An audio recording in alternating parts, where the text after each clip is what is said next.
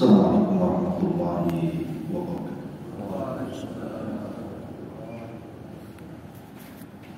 Alhamdulillah wassalatu wassalamu ala Rasulillah wa ala alihi wa sahbihi wa mawala wa la hawla wa la quwwata illa billahi wa ala. Alhamdulillah di pagi hari ini kembali kita bisa duduk untuk baru talabul ilmi. Salawat dan salam kehadiahkan kepada Rasul kita Nabi besar Muhammad sallallahu alaihi wasallam. Kita lanjutkan kajian kita masih membahas tafsir surah An-Naba. Mari kita masuk pada ayat ke-17. Bismillahirrahmanirrahim. Inna yawmal fasli kana miqatan. Yawma yunfakhu fis suri fatatuna afwaja. Wa futihatis samaa fakanat abwaba. Wa suyyiratil jibalu fakanat saraba. Inna jahannama kanat mirsadan lit-taghina ma'aba labithina fiha ahqaba. Allah Subhanahu wa ta'ala mengatakan inna yawmal fasli kana miqatan. Sesungguhnya hari al-fasl, perhitungan, kana miqatan, ada waktu. Kapan itu? Yauma yunfakhu fis-sur, pada hari di mana ditiupkan padanya as-sur, sangkakala. Fatatuna afwaja, maka manusia akan datang kepada Allah Subhanahu wa ta'ala afwaja, berkelompok-kelompok. Kita tahu bahwa para ulama berbeda pendapat tentang berapa kali tiupan sangkakala itu ditiup. Dalam ayat ini Allah Subhanahu wa ta'ala menggunakan yunfa fi'il mudhari lil majhul, artinya pelakunya disembunyikan. Lalu siapa yang meniup itu? Tentu malaikat. Dan siapa malaikat yang disuruh untuk meniup itu? Dalam hadis yang sahih namanya Israfil. Israfil inilah yang kemudian Allah Subhanahu wa ta'ala memerintahkan untuk meniup sangkakala. Akan tapi ulama berselisih pendapat berapa kali tiupan. Ada yang mengatakan 3 kali tiupan, ada yang mengatakan 2 kali tiupan. Yang mengatakan 3 kali tiupan maksudnya 2 kali di dunia dan 1 kali di akhirat. Adapun 2 kali di dunia adalah tiupan yang pertama adalah tiupan kejutan, manusia dikejutkan. Dan tiupan yang kedua tiupan kematian. Adapun yang satu di akhirat yang disebut dengan tiupan kebangkitan. Ini satu pendapat. Tapi pendapat yang kuat wallahu a'lam berdasarkan nas Al-Qur'an adalah 2 tiupan saja. 1 di dunia dan 1 di akhirat. Artinya tiupan yang pertama gabungan antara kejutan dan kematian. Dan tiupan yang kedua di akhirat nanti yang disebut dengan tiupan kebangkitan. Ketika Nabi SAW diutus menjadi Nabi dan Rasul, suatu ketika Nabi SAW tidak enak makan. tidak enak minum, bahkan tidak enak istirahat. Termenung sehingga sahabat bertanya, ada apa gerangan dengan Anda wahai Rasul? Kayaknya hidupmu tidak menikmati. Maka Nabi SAW mengatakan, fa kaifa un'am, bagaimana aku akan merasa nikmat ini? Wa qad iltaqama sahibu qarni qarn, sementara pemilik tiupan, maksudnya Israfil, sudah meletakkan ujung moncongnya itu di mulutnya dan siap ditiup, menunggu izin dari Allah Subhanahu wa taala. Makanya dari situ Nabi SAW kita tahu bahwa Israfil meletakkan ujung moncong itu ketika diputusnya nanti. Sebelumnya belum diletakkan. Kenapa? Karena Nabi SAW adalah akhirul anbiya, Nabi yang terakhir, dan umatnya juga akhirul ummah, umat yang terakhir. Artinya tidak ada Nabi setelah Rasul dan tidak ada umat setelah umat Rasul. Maknanya setelah ini terjadi kiamat. Makanya Israfil sudah meletakkan moncongnya dan siap ditiup. Dalam hadis yang sahih bahwa yang pertama kali mendengar tiupan itu adalah rajulun, seorang laki-laki yang sedang memperbaiki tempat minum unta. Artinya nanti di akhir zaman masih ada unta.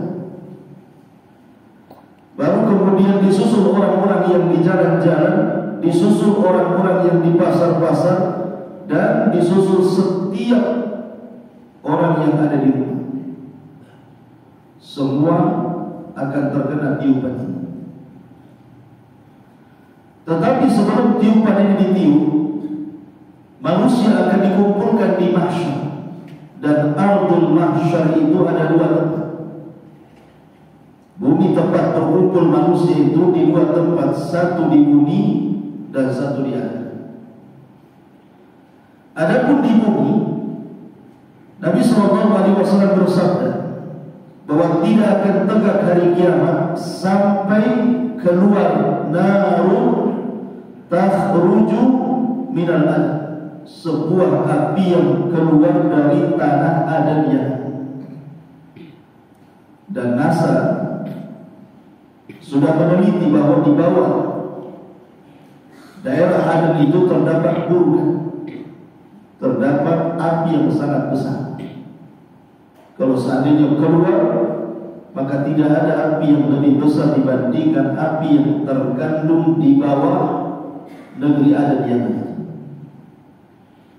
Artinya disesuai dengan sabda Nabi SAW bahwa api itu akan keluar. Untuk apa api itu dikeluarkan? Untuk menggiring manusia. Api itu tidak diperintah untuk membakar manusia, tidak.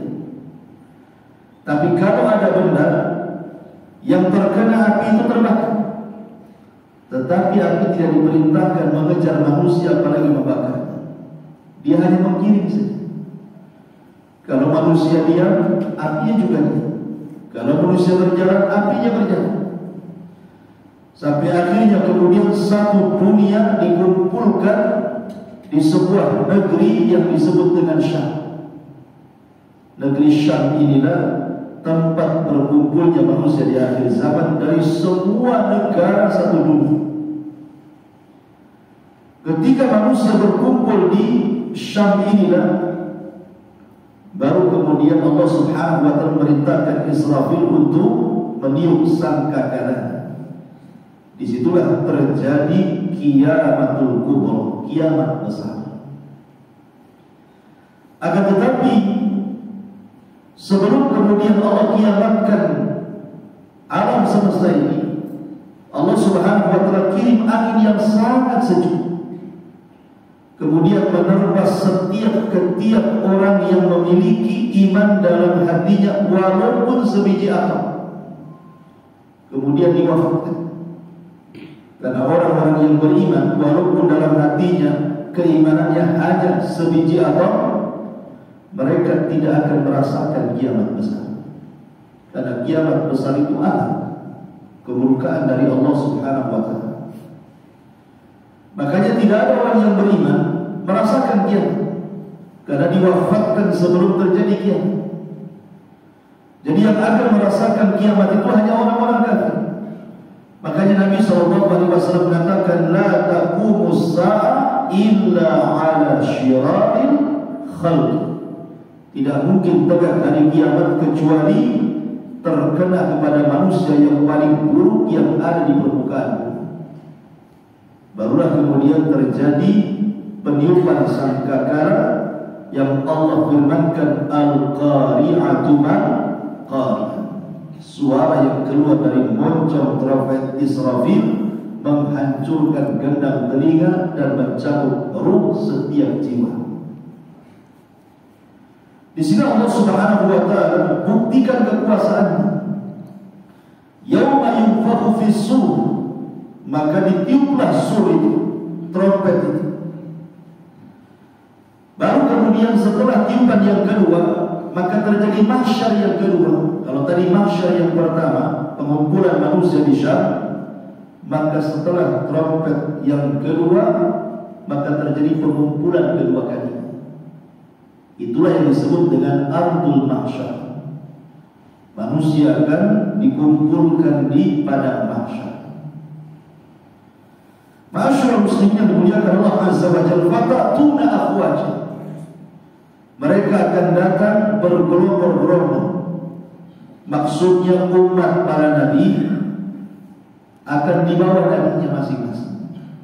Umat Nuh, umat Ibrahim, umat Syuaib, dan begitu seterusnya. Termasuk juga orang-orang yang menyembah berhala dengan berhala. Jadi kalau seandainya ada orang yang menyembah berhala matahari, maka orang-orang ini akan dikumpulkan sesama penyembah matahari, akan dikumpulkan sesama penyembah patung dan berhala, akan dikumpulkan sesama penyembah binatang, dan begitu seterusnya. Jadi manusia itu akan bergerombol-gerombol. Fatatuna afwaja. Kemudian Allah mengatakan, wa futihatis sama fakanat abwab. Wa futihatis sama, dan langit akan dibuka. Fakanat abwab, dan langit itu terdapat pintu-pintu. Apa maksud? Pada hari kiamat seluruh pintu langit akan dibuka.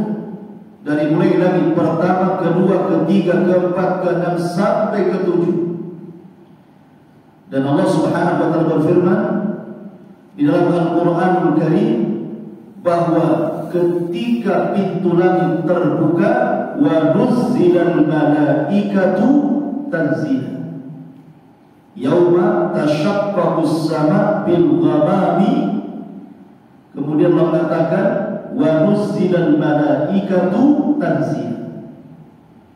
Ketika kemudian pintu-pintu langit itu retak, maka para malaikat akan turun semua. Mulai dari malaikat yang menjaga langit yang ketujuh sampai yang pertama, semua akan turun, bergabung dengan makhluk yang ada di bumi. Baru setelah itu Allah Subhanahu wa Ta'ala akan gulung lagi, pecah langit itu, seolah-olah yang memecahkannya adalah awan yang sangat putih. Makanya Allah mengatakan, yauma tashaqqaqus sama, ketika matahari terbang, ketika langit-langit itu pecah, bil ghamam, dengan awan yang sangat putih dan tipis. Padahal awan itu muncul dari langit, pertanda ketika datang awan putih itu berarti retaklah langit. Bagaimana kita bisa bayangkan para malaikat, makhluk yang sangat kuat. Tidak ada makhluk yang diciptakan Allah melebihi kekuatan para malaikat. Semua ketakutan, semua turun, karena langitnya kemudian digulung oleh Allah Subhanahu wa Ta'ala. Nah, ketika itulah Allah Subhanahu wa Ta'ala mengatakan, wa suyyiratil jibalu fakanat saraba. Langit retak, pecah, digulung, bumi pula kemudian dicabut setiap pasaknya. Dan pasak bumi itu adalah Allah Subhanahu wa taala berfirman dalam ayat yang lain, yas'alunaka 'anil jibal, mereka bertanya-tanya kepada Muhammad tentang gunung pada hari kiamat.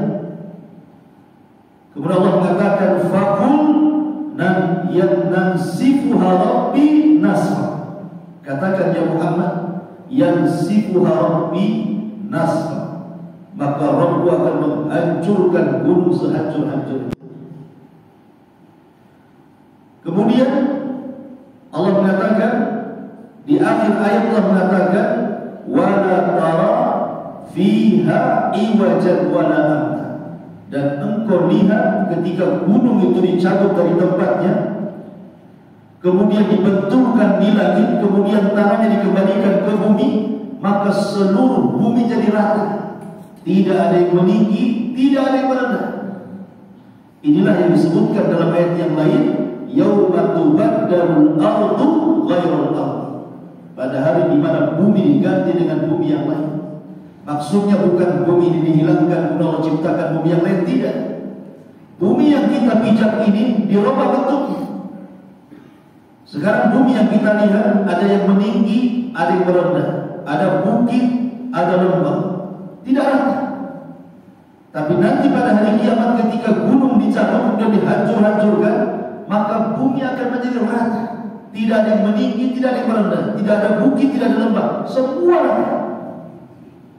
Kenapa demikian? Supaya menampung manusia-manusia yang ada di perut bumi yang sudah ditanam sejak zaman Adam sampai kiamat dibangkitkan. Dan bumi berwarna putih seperti tepung, seolah-olah tidak pernah ada orang yang berbuat dosa sebelumnya. Ma'asyiral muslimin yang dimuliakan Allah Subhanahu wa taala, gunung ini adalah salah satu tanda dari tanda-tanda kuasa Allah. Kenapa kita bisa berjalan dengan tegak di permukaan bumi ini? Karena ada gunung. Kalau tidak ada gunung terjadi gempa. Bayangkan ketika kemudian gunung dicabut, artinya pasak bumi itu dicabut, apa yang terjadi dengan bumi? Maka Allah Subhanahu wa taala mengatakan, idza zulzilatil ardu zilzalah. Apabila Allah menggoncangkan bumi sekali goncang. Allah Subhanahu wa taala tidak katakan idza zulzilatil ardu zilzalan, tidak. Tetapi Allah membuat idhofah dengan bumi, zilzalaha, ada harus. Ini kembali ke bumi. Maknanya ketika pada hari kiamat bumi ini gempa, bukan satu tempat gempa, tempat lain tidak, tapi satu bumi gempa. Kalau sekarang kan di Jogja gempa, di sini tidak. Di Padang gempa, di sini tidak. Di Lombok gempa, di sini tidak. Tetapi ketika Allah idhofahkan gempa itu ke bumi, artinya satu bumi gempa. Itu maksudnya. Karena sudah tidak ada pasaknya lagi. Nah, ketika gempa itulah kemudian bumi menjadi hancur, sehingga bentuk yang tadinya bulat menjadi terhambat. Inilah yang dimaksud wa suyyiratil jibalu fakanat saraba. Apa arti saraba? Saraba itu artinya fata morgana. Karena bumi gunung itu ketika kemudian dicabut dari pasaknya, kemudian diangkat oleh Allah ke langit, kemudian dibentur-benturkan, kemudian setelah menjadi debu dan abu, baru kemudian dikembalikan ke bumi. Jadi manusia memandang seolah-olah masih ada gunung, padahal tidak ada gunung. Ketika tumpah ke bumi kembali, Allah katakan kal ihnil manfush, seperti kapas yang dihambur-hamburkan dengan angin. Sudah tidak ada lagi kekuatan bumi itu. Artinya gunung itu sudah tidak punya kekuatan lagi, sudah tidak ada batu lagi. Semua jadi pasir. Saking dahsyatnya dan takutnya gunung kepada Allah Subhanahu wa taala. Kemudian Allah mengatakan, wa futihatis sama fakanat abwab. Dari sini kita tahu bahwa langit itu memiliki pintu. Dan penjaga pintu langit tidak sembarang membuka pintu kecuali dalam waktu-waktu tertentu. Kapan pintu langit terbuka? Yang pertama, Pintu langit terbuka dalam peristiwa Isra dan Mi'raj. Nabi SAW pernah naik ke Sidratil Muntaha. Kemudian Jibril alaihi salatu wassalam memberitahu supaya pintu langit pertama dibuka. Kemudian penjaga pintu mengatakan, "Man, siapakah?" Maka Jibril mengatakan, "Saya Jibril." "Wa man ma'aka, dan siapa yang bersamamu?" Kata Jibril, "Muhammad." "Awaqad uhiya ilaih, apakah sudah diwahyukan dia boleh naik?" Kata Jibril, "Sudah, Allah yang perintahkan." Kemudian pintu itu dibuka dan Rasul serta Jibril naik ke langit pertama. Artinya tidak sembarang orang naik ke langit, ada pintunya di sini. Kemudian ke langit kedua, ketiga, sampai ke Sidratil Muntaha. Kemudian yang kedua, kapan pintu langit dibuka? Ketika roh seorang mukmin meninggal dunia. Sebagaimana hadis Bara bin Azib radhiyallahu anhu, apabila ruhnya seorang mukmin dicabut kemudian diletakkan di sebuah kafan dari surga dengan bau harum yang semerbak sehingga harumnya sampai ke langit membumbung dan para malaikat memujinya. Itu ruhnya siapa? Harum sekali. Maka ruh ini diangkat oleh para malaikat. Kemudian malaikat penjaga pintu langit pertama membuka pintunya, kemudian naik ke langit kedua, begitu juga sampai ke langit ketujuh. Kemudian Allah Subhanahu wa taala katakan, kembalikan ruhnya ke dalam jasadnya, tapi catatannya naikkan di ilmiyin, di tempat yang paling tinggi di surga. Kemudian yang ketiga, saat sepertiga malam akhir. Sepertiga malam akhir, semua pintu langit dibuka. Makanya kenapa kemudian di sepertiga malam akhir itu waktu yang sangat mustajab doa. Para ulama mereka memanfaatkan sepertiga malam akhir itu untuk melaksanakan tahajud, zikir, baca Quran dan berdoa. Kenapa? Karena di saat itu Allah berfirman, siapa yang meminta aku kasih, siapa yang berdoa aku kabulkan, dan siapa yang meminta ampun aku ampuni. Makanya kalau banyak masalah, biasakan bangun di sepertiga malam akhir, minta kepada Allah. Itu waktu pintu langit dibuka. Kemudian yang nomor 4, kata para ulama, pintu langit dibuka saat ada orang zalim yang menzalimi. Kemudian orang yang dizalimi berdoa kepada Allah. Maka doa orang yang dizalimi itu akan bisa membuka pintu langit bagi dia. Kenapa? Karena dahsyatnya doa orang yang dizalimi. Makanya Nabi SAW mengatakan, fattaqu da'watal madlum fa innahu laisa bainahu wa bainallahi hijab. Hati-hati dari doa orang yang zalim, karena antara dia dengan Allah itu tidak ada penghalang. Artinya saat dia berdoa, maka seluruh pintu langit akan dibuka sampai doanya akan melesat langsung ke hadapan Allah Azza wa Jalla. Dan Allah katakan, la ansurannaka walau ba'da hin, saya akan tolong engkau walaupun kezaliman itu sudah lama.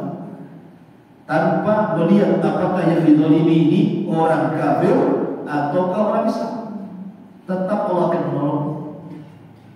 Bukan karena kekafirannya Allah tolong, bukan, karena dia dari pihak yang dizalimi. Makanya Allah Subhanahu wa taala akan menolong orang kafir yang dizalimi. Sekali lagi, bukan kekafirannya, tapi karena posisi dia adalah orang yang dizalimi, makanya Allah tolong. Kalau orang kafir saja doanya akan melesat ke langit, bagaimana kalau yang dizalimi itu orang yang beriman? Tentu lebih melesat lagi kan? Kemudian juga yang nomor 5, saat azan dan saat selesai qomat sampai selesai sholat, itu pintu langit dibuka. Kenapa? Karena dahsyatnya amalan sholat. Dan ketika Nabi SAW Isra Mi'raj pun turun membawa sholat. Makanya kenapa ketika ada orang azan, jangan sia-siakan kita menjawab orang azan. Kemudian di situ ada doa setelah azan supaya kita mendapatkan syafaat tadi. Kemudian dari azan ke qomat itu ada sholat. Mungkin dia sifatnya rawatib atau sifatnya nawafil, sholat sunnah biasa. Kemudian masuk ke sholat wajib, setelah sholat wajib baru ditutup lagi langit itu. Termasuk juga pintu langit dibuka itu, kata para ulama, saat manusia berzikir kepada Allah Subhanahu wa taala, menyebutkan tahlil kalimat la ilaha illallah, kemudian juga tasbih subhanallah, dan juga wala haula wala quwata illa billah. Maka ini juga zikir-zikir yang menyebut kalimat tauhid, maka itu bisa membukakan pintu langit. Kenapa kemudian kita memilih pintu langit dibuka, kemudian kita beramal amalan seperti tadi? Karena ketika pintu langit dibuka, maknanya rahmat Allah lagi turun kepada kita. Sehingga jangan kemudian disia-siakan tatkala pintu langit itu dibuka. Terutama waktu-waktu yang sudah saya jelaskan tadi. Tapi pada hari kiamat bukan hanya dibuka pintunya, bahkan langitnya pun akan dipecah dan digulung. Kemudian Allah mengatakan, inna jahannama kanat mirsad. Sesungguhnya neraka jahanam itu memiliki mirsad, pengintai. Apa maksudnya? Ulama tafsir mengatakan bahwa kita semua tidak mungkin masuk surga kecuali harus melewati neraka. Tidak ada manusia satupun yang masuk surga kecuali harus melewati neraka. Karena ketika Allah Subhanahu wa taala menemui hamba-hambanya di padang mahsyar, maka Allah Subhanahu wa taala akan menunjukkan betapa kuasanya Allah, sehingga Allah Subhanahu wa taala memanggil neraka jahanam.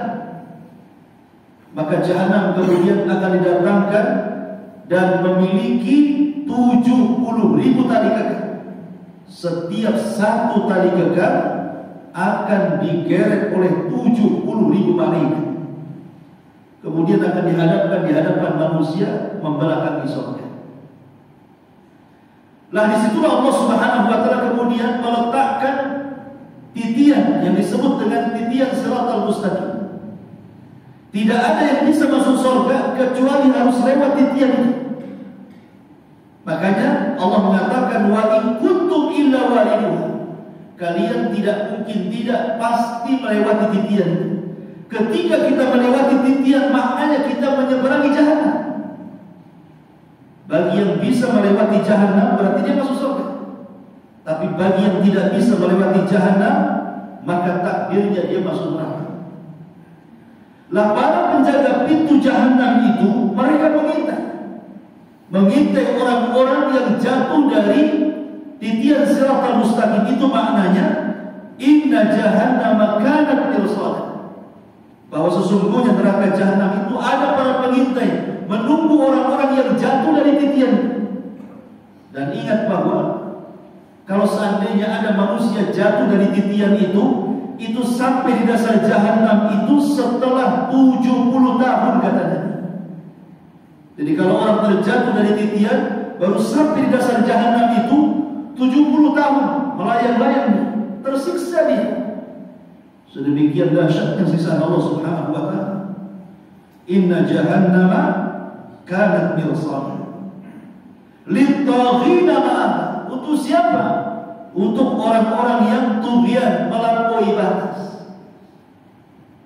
Orang-orang yang hidup di dunia melampaui batas sehingga lupa dengan akhirat, ingat dunia saja. Allah mengatakan, kalla innal insana la yatqa an ra'a istaghna.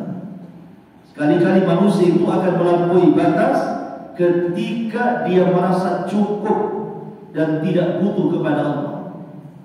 Dan itu rahasia jahatnya manusia ketika melampaui batas. Melampaui batas dalam hal apa saja. Dalam agama pun melampaui batas tidak boleh. Dia melampaui batas dari yang Allah perintahkan atau yang Rasul perintahkan tidak boleh. Karena Islam itu agama sempurna, jangan ditambah, jangan dikurang. Atau melampaui batas dalam harta, melampaui batas dari jabatan, dan begitu seterusnya. Maka Allah Subhanahu wa taala akan menyediakan bagi orang-orang yang melampaui batas ma'aba jahanam, itu tempat tinggal. Kemudian Allah mengatakan la bizina fiha ahqa. maka dia akan masuk dan menempati Jahannam itu Ahqaba. Ahqaba ini jamak daripada hukum. Hukum itu adalah bilangan.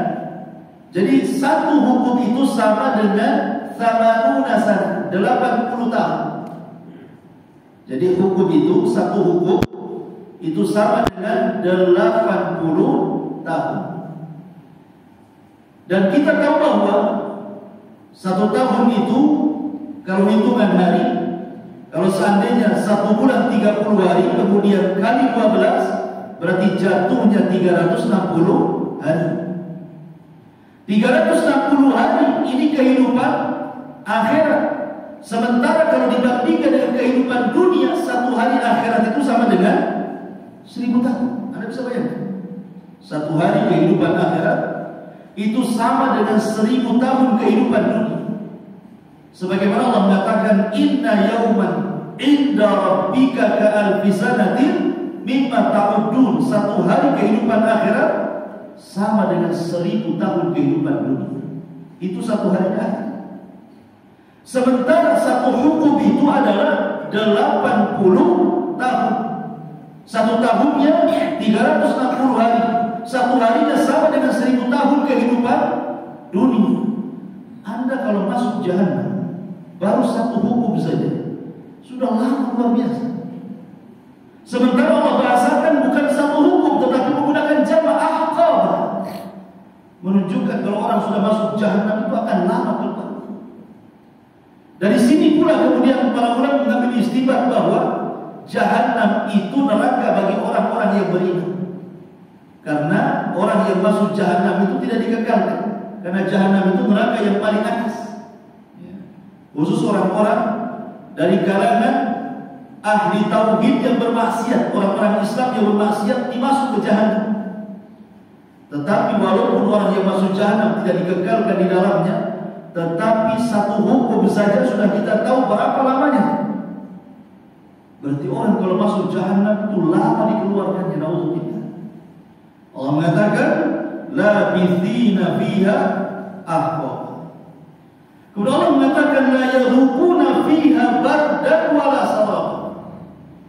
Orang-orang yang masuk dalam Jahannam ini, mereka tidak akan yadhuqun, merasakan fiha di dalamnya bardan, kesejukan, wala syaraban, ataupun minuman, illa hamiman, kecuali minuman yang panas, wa ghassaqan, dan juga makanan dari ghassaq.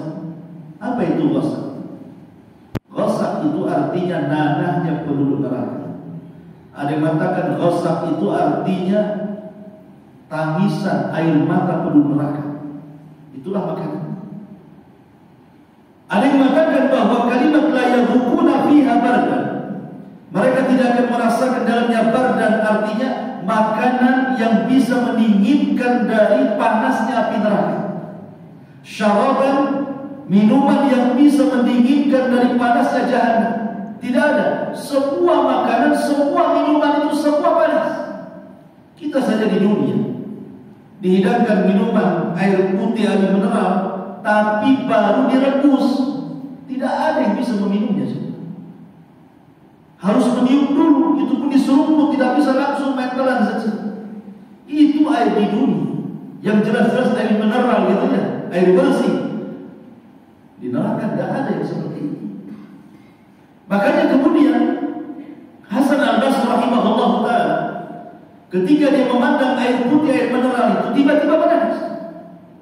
Kemudian murid-muridnya bertanya, ya Imam, lima tabki, kenapa anda menangis? Kata Hasan al-Basri rahimahullah ta'ala, tadzakartu umniyata ahli nar. Aku teringat dengan angan-angan yang penduduk neraka. Kemudian murid-muridnya bertanya, wa ma umniyatu ahli nar, ya? Lalu apa angan-angan penduduk neraka? Kemudian Hasan al-Basri, seorang pemimpin tabi'in, mengatakan sebagaimana Allah berfirman, wa nada ashabun nar ashabal jannah an afidu alaina minal ma' aw mimma razaqakumullah. Jadi antara penduduk neraka dengan penduduk surga itu masing-masing ada jendela, di mana penduduk surga bisa melihat dari jendela bagaimana siksaan Allah kepada penduduk neraka, dan penduduk neraka bisa melihat dari jendela bagaimana nikmatnya orang-orang yang di surga. Maka Allah katakan, wa nada ashabun nar ashabal jannah. Penduduk neraka berteriak-teriak kepada penduduk surga dan mengatakan, afidu alaina minal ma. Tolonglah berikan kepada kami setetes air yang Allah berikan kepada kami. Au mimma razaqakumullah, ataupun mungkin makanan yang Allah rizkikan kepada kami. Tetapi Allah Subhanahu wa ta'ala dengan tegas mengatakan, kata penduduk surga, bukankah Allah telah haramkan kepada kalian makanan dan minuman? Innallaha harramahu ma'alal kafirin. Karena Allah sudah mengharamkan keduanya kepada orang-orang kafir. Jadi di neraka itu tidak ada air yang seperti Allah nikmatkan kepada penduduk surga atau makanan yang Allah berikan kepada penduduk surga. Makanannya ya hamiman wa ghassaqah. Hamim itu air yang sangat panas, yang kalau diminum itu rusak semua satu badan. Dan ghassaq saya katakan tadi itu adalah darah dan darahnya penduduk neraka. Ada juga yang mentafsirkan keringatnya penduduk neraka. Ada juga yang mengatakan itu air matanya penduduk neraka. Itu yang dimakan. Adapun buah-buahan yang disediakan di neraka adalah buah zakum. Zakum itu buah yang berduri. Jadi kalau dimakan sudah sampai ke perut, sudah berada di tenggorokan dan bisa masuk karena berduri. Jadi belum lagi masuk ke perut sudah menghancurkan tenggorokannya. Itulah zakum yang Allah firmankan, inna syajarata zakum ta'amul athim. Sesungguhnya pohon zakum itu adalah buahnya makanan orang-orang yang berdosa yang masuk neraka jahanam. Na'udzubillah. Labithina fiha ahqaba la yadhuquna fiha bardan wala syaraba illa hamiman wa ghassaq. Kemudian Allah mengatakan jazaa'an wifaqa. Itu sebagai balasan yang setimpal. Ingat bahwa ketika Allah Subhanahu wa ta'ala memasukkan orang ke surga itu bukan karena amal, tapi karena rahmat. Ketika Allah Subhanahu wa ta'ala masukkan orang ke neraka bukan karena kezaliman, tapi karena keadilan.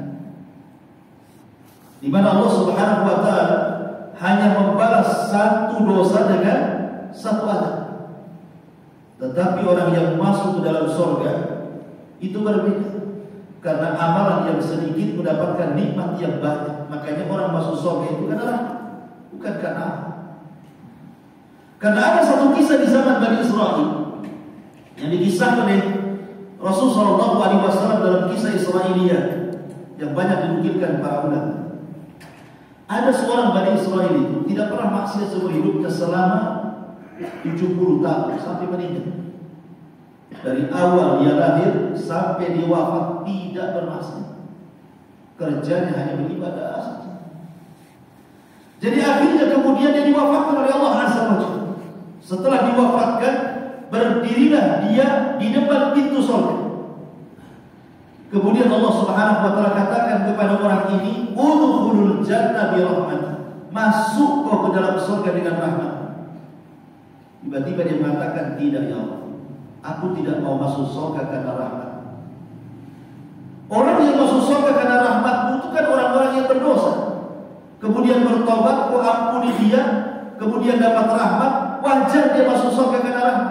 Aku kan gak pernah berbuat dosa. Aku tidak mau masuk surga karena rahmat. Masukkan aku ke dalam surga karena amal. Maka Allah Subhanahu wa ta'ala mengatakan, kalau begitu hitung amalan. Berapa sih amalan? Akhirnya kemudian dihitung. Rupanya amalannya dari awal hidup sampai terakhir mati tidak lebih daripada nikmat yang Allah anugerahkan berupa nikmat pandangan. Akhirnya karena dia takut tidak masuk surga, dia mengatakan, kalau begitu ya Allah, gak apa-apa, masukkan aku dengan rahmat. Lihat bagaimana orang masuk surga karena rahmat. Lalu apa fungsi amal itu? Fungsi amal itu untuk meraih rahmat dan untuk menentukan tingkatan orang di surga. Adapun orang masuk neraka, jazaan wifaq, Jadi balasan yang setimpal kalau saya rugikan seperti ini. Umpamanya Anda punya anak kecil, Anda ini tidak pernah sholat dan tidak pernah mengajarkan kepada anak Anda sholat. Akhirnya ketika Anda sudah tua, anak pun sudah besar, tiba-tiba Anda mengatakan, nak sholat.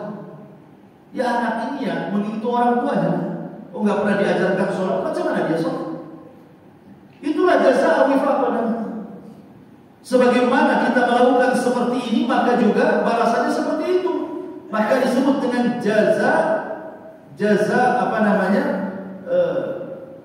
Balasan itu setimpal dengan amalan. Al jazaa min jinsil amal. Bahwa balasan itu akan setimpal dengan amalan. Itu yang dimaksud jazaa wifaq.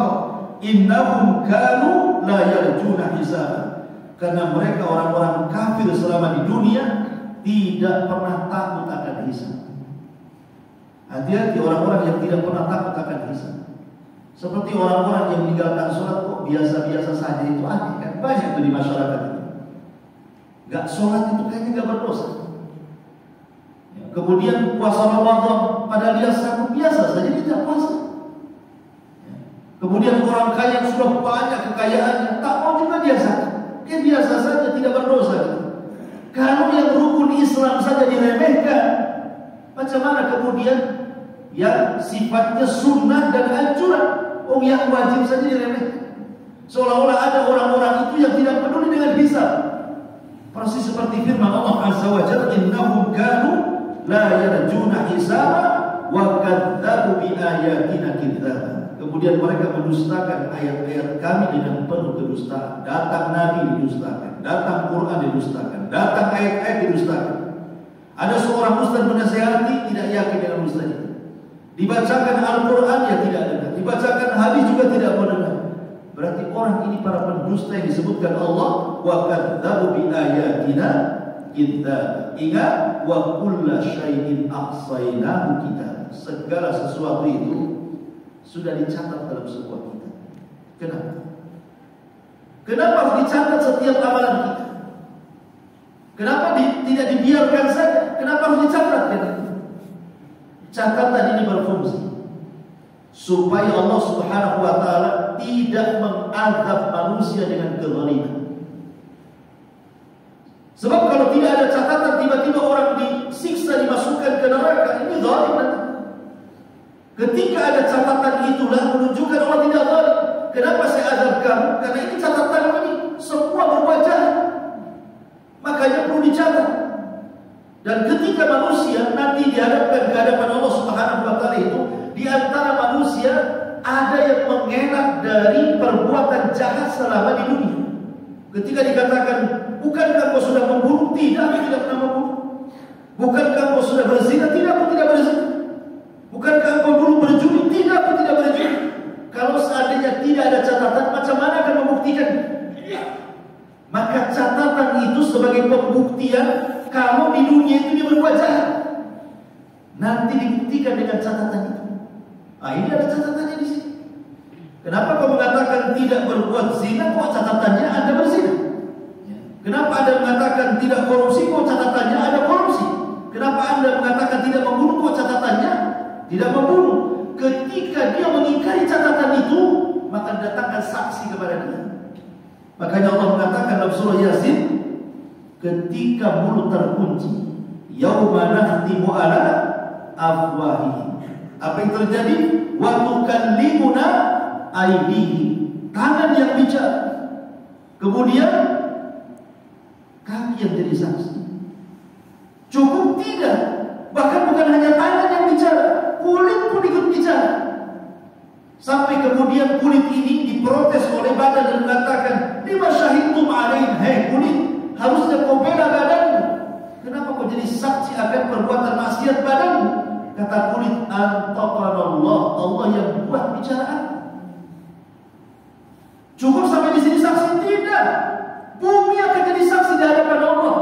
Makanya Allah mengatakan, idza zulzilatil ardu zilzalaha wa akhrajatil ardu athqalaha wa qala al-insanu ma laha yawma idzin tuhadditsu akhbaraha.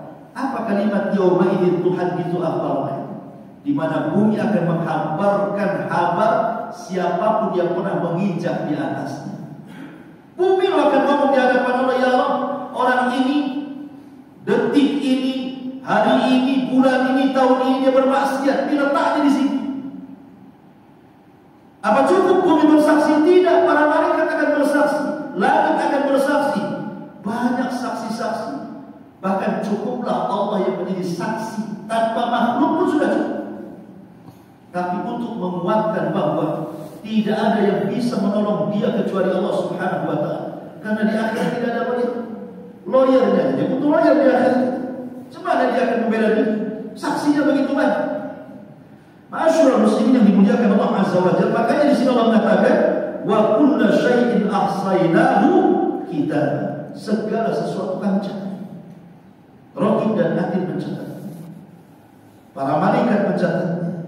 Fadhuqu falan nazidakum illa adab. Maka rasakan oleh kalian bagaimana kalian minum dari hamim, dari air yang panas, ghasaq dari nanah dan darahnya penuh neraka, air mata dan keringatnya penuh neraka. Kemudian Allah mengatakan falan nazidakum illa adab. Ingat, kami tidak pernah mengadab dengan rasa kasihan. Justru azab itu semakin hari semakin dahsyat. Sebagaimana penduduk surga semakin hari semakin nikmat. Karena surga itu kan sifatnya adalah izdadun nikmat. Setiap hari itu semakin nikmat. Makanan yang hari ini dimakan, kemudian besok memakan makanan yang sama, rasanya akan beda. Jauh lebih nikmat makanan besok, jauh lebih nikmat makanan lusa, jauh lebih nikmat makanan berikutnya. Jadi surga itu bukannya semakin kurang kenikmatannya, semakin bertambah. Sebagaimana penduduk surga semakin hari semakin bertambah kenikmatannya, maka penduduk neraka pun sama. Allah mengatakan fala nazidakum illa adab. Tidaklah kami tambah kecuali adab yang lebih besar daripada adab sebelumnya. Seperti itu. Allah Subhanahu wa ta'ala tidak pernah memiliki kasihan kalau sudah mengadab. Karena di akhirat itu sudah tidak ada waktu amal, yang ada waktu hisab semua. Dia harus bertanggungjawabkan semua yang pernah dilakukan di dunia. Makanya Allah Subhanahu wa ta'ala setelah ayat ini, setelah menjelaskan tentang bagaimana ngerinya kiamat kemudian azab neraka, Allah mengatakan innalil muttaqina mafaza. Bagaimana kondisi orang-orang yang bertakwa. Tentu pembahasannya panjang. Insyaallah kita lanjutkan besok. Subhanallah hamdika asyhadu an la ilaha illa anta astaghfiruka wa atubu ilaik. Allahu ta'ala. Assalamualaikum warahmatullahi wabarakatuh. Waalaikumsalam.